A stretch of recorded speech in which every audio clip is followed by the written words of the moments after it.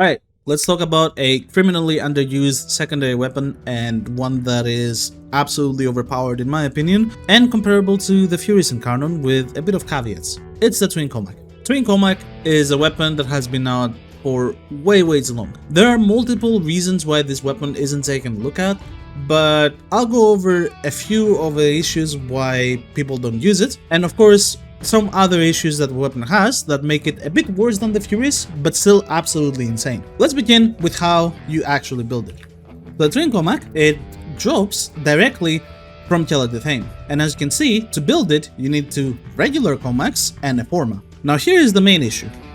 Regular Kohmaks, already, you get them from the dojo, and they cost a Forma and Detonite injectors. So it's really not cheap to build these. So you build these, you need two of these, which is two Forma, and then you need to get it from Thane, which is an obnoxious boss to fight, and then you need another Forma. Just to build the weapon to have it, you need 3 Forma, and to max it out, you probably need another 5. So it is a lot of investment for something that is only comparable to what an Incarnon does. This weapon is really fun, compared to the Furis in my opinion. It also has infinite range while the Furis doesn't, which is the biggest advantage this weapon has over the Furis. But it does have some downsides, which I'll go through.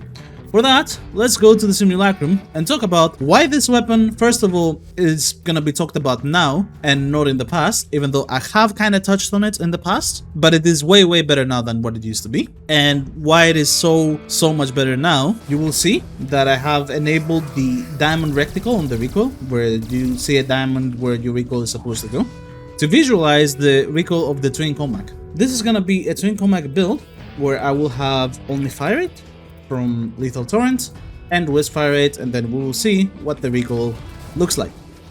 So if we shoot it now, you see that the reticle moves like crazy. Its spread is absolutely diabolical. It doesn't even make sense. You're not hitting your targets pretty much ever. And if you're using no reticle and you try this, your screen just shakes so uncontrollably that it genuinely makes it dizzy. The other issue you have, you may see it already, but I'm already almost out of ammo. And this is the main issue that the weapon has nowadays, is that it runs out of ammo really quickly. There are ways to bypass that, and the main one would be to use ammo mutation, but we can't do that because the Excellence slot needs to have primed steady hands, which is the first reason this weapon became so much stronger. With primed steady hands, if we actually start shooting it now, you will see that the reticle, the recoil is much more controllable and pretty much always on target, with very little deviation, which is absolutely amazing considering this is a shotgun, it has multi-shot, and it has 69% status chance per pellet, which increases considerably because of the way this shotgun works. Twin shotgun pistols, the multi-shot obviously gets way higher the more they spool up, and that means this 69% status chance gets way more value out of these pistols. Second reason is obviously secondary enervate. Secondary enervate on a weapon with base critical damage and 11% critical chance. This is a prime example of where you should use secondary enervate on weapons. Weapons that don't have any crit chance, have decent crit damage, and then can really benefit from it by being status monsters. So you can make them hybrid monsters by utilizing this trick. This absolutely elevates the damage of the Twin Kohmak, makes it completely busted, and now, only thing you need to take care of is your ammo. How do you do that? Well, you can either use Pistol Scavenger, a very underrated mod that a lot of people should start using, especially on weapons that they want more ammo of. Think of Kuva Ogris, Kuva Zar, or pistols like this one, or maybe the Coalstar. I don't know if you're a Coalstar fan. That weapon's kinda dead, but hopefully Kuva Coalstar soon? Maybe. And then for the Warframes themselves, you also have Arcane Pistolier. With Arcane Pistolier, this is pretty much the most insane one you can go for. Like, sure, you can have a lot of ammo through other means by generating ammo, but having infinite ammo for 12 seconds on a weapon that's fully automatic, twin pistols, and a shotgun with really high status chance, it transforms the weapon into a menace, basically.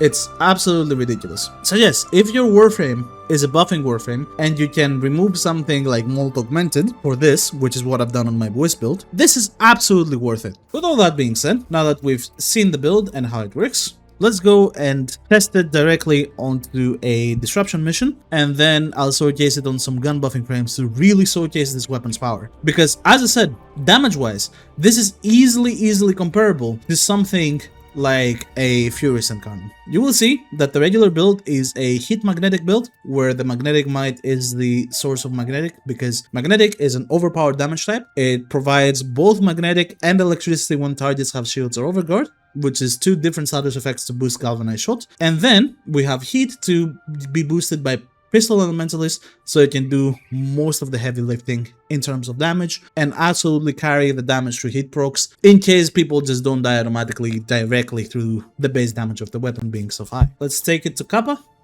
where we have Corpus. So we somehow just have Grenier. I mean, I don't mind that. I really don't know why we have Grenier, but I really don't mind.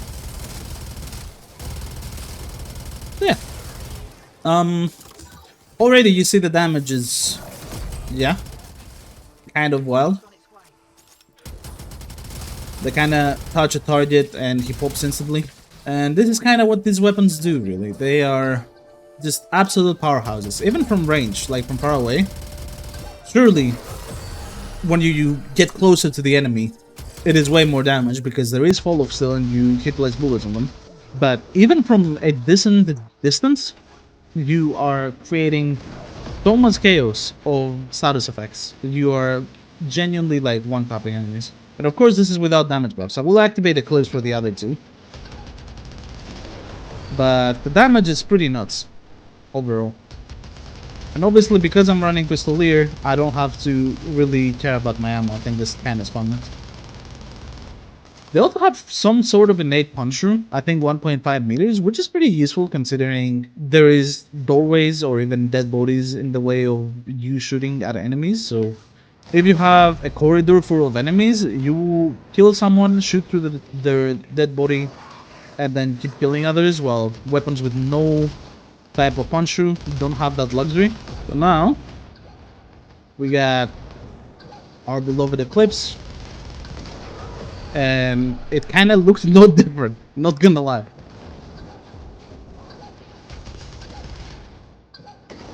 Yeah. So yeah, it kind of primes on its own. It kind of kills things on its own. I think I got a Varuna relic, so W. Without any type of damage buffing Warframes, just a simple Eclipse or some Pirate, it is already so powerful. So now, let's go ahead and pick Sights and then Siren and showcase what this weapon can really do.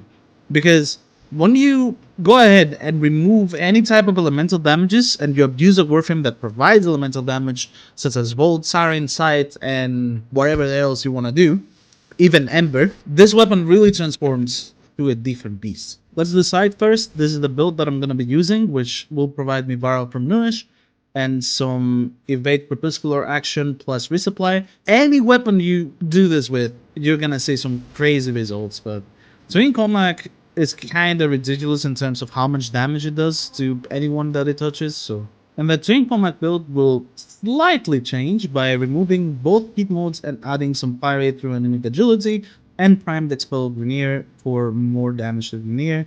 This can be any expel mode you have, but out of the primed expel modes, at the moment I only have the Grenier one, because let's be so for real, we all hate Grenier. It's in our blood as Warframe players to not like the Grenier, therefore we hate them. I'm gonna use the electricity for my second ability, because electricity ammo can easily headshot and maintain my evade stacks, and also my pistolier stacks, in case I need them. Oh my god, I even body shot them and they didn't one shot me. Bruh.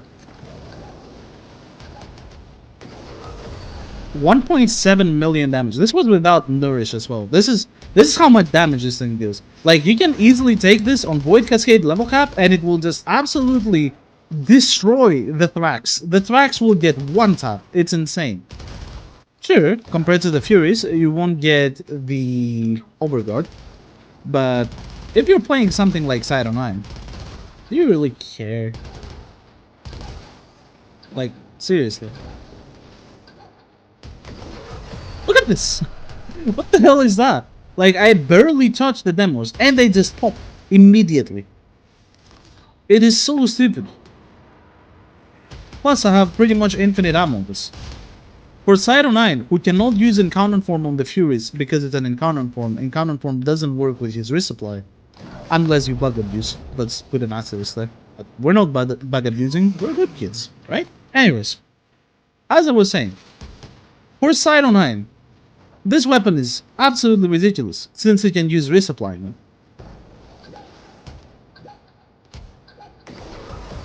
2 bullets. 2 bullets will just kill him. It is so insane. And of course, I'm doing this solo. In case you have someone providing you with a roar buff, or a Whisper Rate buff, or something, you can get this in this ridiculous amount of damage. This is without roar, this is without any fire rate buffs, this is just the weapon.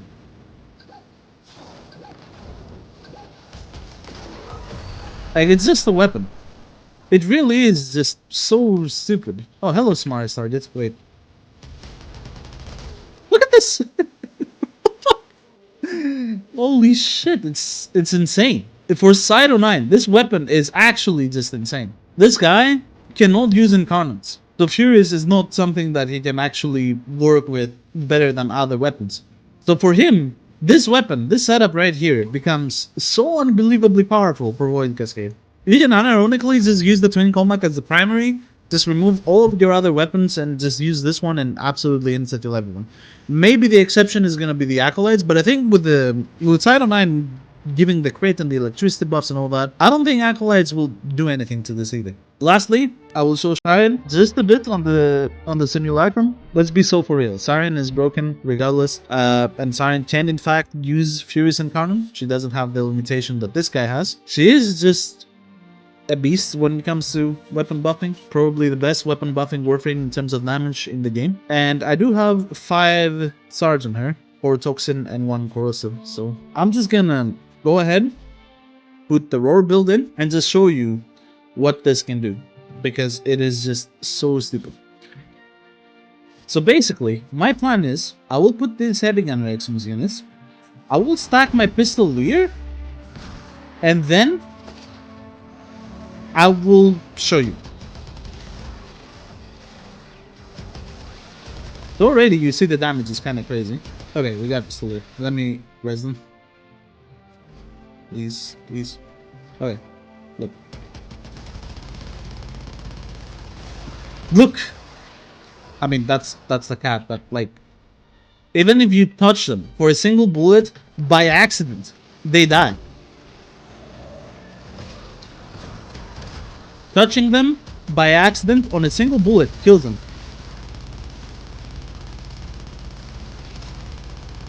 Look.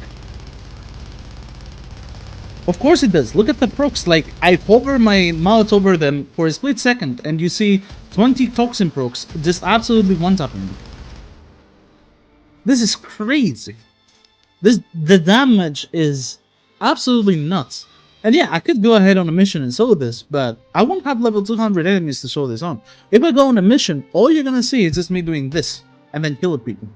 You can literally shoot one shot of this weapon and kill someone with this Iron Blade. It's that powerful.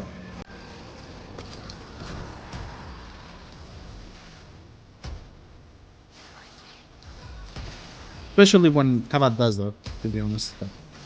Like, are we seeing this? And this shoots like this.